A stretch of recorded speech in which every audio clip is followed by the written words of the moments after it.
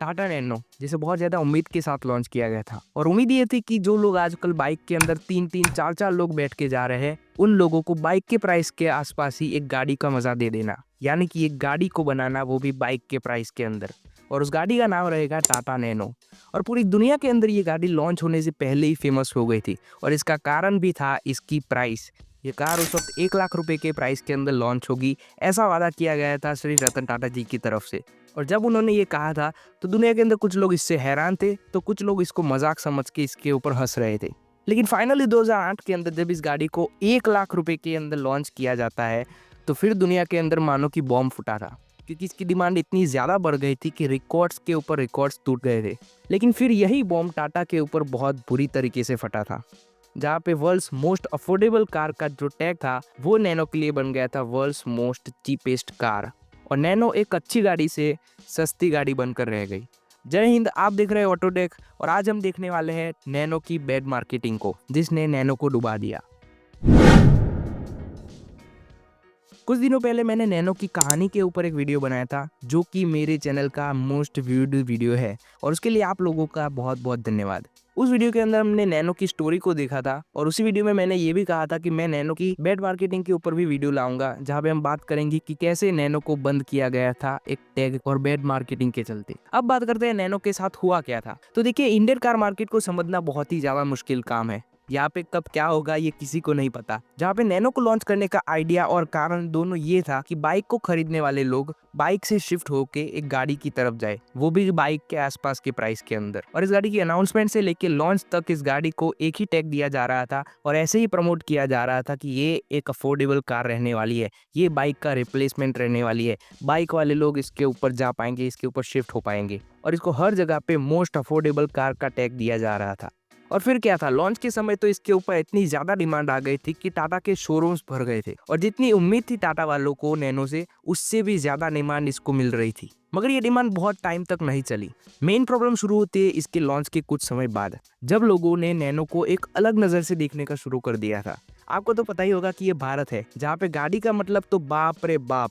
हमारे यहाँ पे लोग बाल कटवा देते हैं तो ऑटोमेटिक 5 सेंटीमीटर सीना चौड़ा हो ही जाता है और इतना शॉफ करेंगे, इतना शॉफ करेंगे, लगेगा कि जो भी वो देखेगा उसके बाप का ही होगा।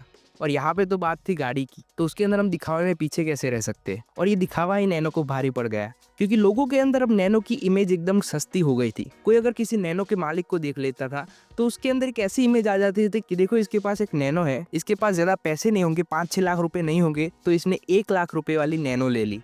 मतलब आप समझ रहे हैं कि लोगों की सोच किस तरह बदल गई थी। जिसको लॉन्च किया गया था बाइक के रिप्लेसमेंट में और लोगों की भलाई के लिए, उस गाड़ी को लोगों ने ही बदनाम कर दिया ये कह के कि ये सस्ती गाड़ी है, जो भी इसको खरीदेगा उसके पास ज़्यादा पैसे नहीं होंगे। और पैसे ना होने की वजह से ये बेचारा आज नैनो चला रहा है। और ऐसी सोच धीरे धीरे सबके दिमाग के अंदर आना शुरू हो चुकी थी। ऊपर से नैनो का नसीब और भी ज्यादा खराब था। नैनो को 1 लाख रुपए के अंदर बनाया जा रहा था, तो जायज सी बात है कि इसके अंदर बहुत ज्यादा महंगी चीजें आप नहीं डाल सकते। इसके प्राइस को कंट्रोल करने के लिए इसके अंदर बहुत कम फीचर्स दिए गए थे, लगभग ना के बराबर। इसके अंदर सब बेसिक बेसिक ही आया करता था। आप सोच ही सकते हैं कि इसके अंदर वाइपर भी एक दिया गया था, 2 वाइपर नहीं दिए जा सकते थे वरना प्राइस बढ़ जाता। प्राइस कंट्रोल के लिए बहुत सारी कॉस्ट कटिंग नैनो के अंदर की गई थी और इसी चीज के लोगों ने बहुत बढ़ा चढ़ा के दिखाया, खास करके हमारे इंडियन मीडिया, जो कि खुद तो बदनाम है ही, साथ ही साथ दूसरों को भी ले डूबने में माहिर है। तो मीडिया और लोगों ने इसको इतना ज्यादा बढ़ा चढ़ा के बोला कि नैनो एकदम सस्ती गाड़ी है, इसके अंदर ये नहीं है, वो नहीं है, सब सस्ता सस्ता डाल दिया है, टाटा को लोगों की कोई परवाह नहीं है, सेफ्टी वेफ्टी के नाम पे कुछ है ही नहीं, पचक जाएगी ये वो, जैसी बहुत सारी ऐसी घटिया घटिया चीजें नैनो के बारे में लोगों ने फैला दी थी। ऊपर से 2-3 कार्स के ऐसे भी इंसिडेंट सामने आए जिसके अंदर नैनो के अंदर आग लग गई थी, तो फिर लोगों ने इसको और बदनाम करना शुरू कर दिया था। ऐसा कहा जाता था कि देखो भाई, सस्ती सस्ती चीजें लगाई थी इसलिए चलते चलते ही रास्ते में जल गई। साथ ही साथ कुछ लोगों को इसके इंजन के अंदर भी प्रॉब्लम्स आ रही थी। हाँ, ये बात सच है कि इसके अंदर प्रॉब्लम्स थी, लेकिन लोगों ने और मीडिया ने नैनो को इतना ज्यादा जलील कर दिया गया था जितनी ये थी भी नहीं। लोग नैनो को देखना भी ना चाहे, इतनी ज्यादा बुरी इमेज बना दी गई थी। आप में से कुछ लोगों को इसका एक्सपीरियंस होगा अगर आप उस टाइम पे होंगे, तो इतनी बुरी तरीके से इसको प्रमोट किया जा रहा था, जबकि हर किसी चीज के अंदर प्रॉब्लम्स तो होती है। देखो भाई, रोल्स रॉयस हो, BMW हो, मर्सिडीज हो, हर गाड़ी के अंदर प्रॉब्लम होती ही है। तो फिर ये तो 1 लाख रुपए के अंदर नैनो थी, और ना सिर्फ गाड़ी, कोई भी चीज हो उसके अंदर प्रॉब्लम्स आती ही है। और ऐसा नहीं था कि टाटा ने भी इसको सॉल्व करने की कोशिश नहीं की। टाटा ने भी अपनी पूरी जान लगा दी थी इसको सॉल्व करने में, और जितनी भी इसके अंदर दिक्कतें थी उन दिक्कतों को टाटा ने सॉल्व भी किया था, लेकिन इससे कुछ खास असर नहीं हुआ। आपने भी अपने आसपास किसी को नैनो का मजाक उड़ाते हुए देखा ही होगा, शायद आपने भी उड़ाया हो। शायद आप में से भी कुछ लोगों के अंदर नैनो के लिए इमेज एक चीप कार की हो गई होगी, एक सस्ती कार की हो गई होगी।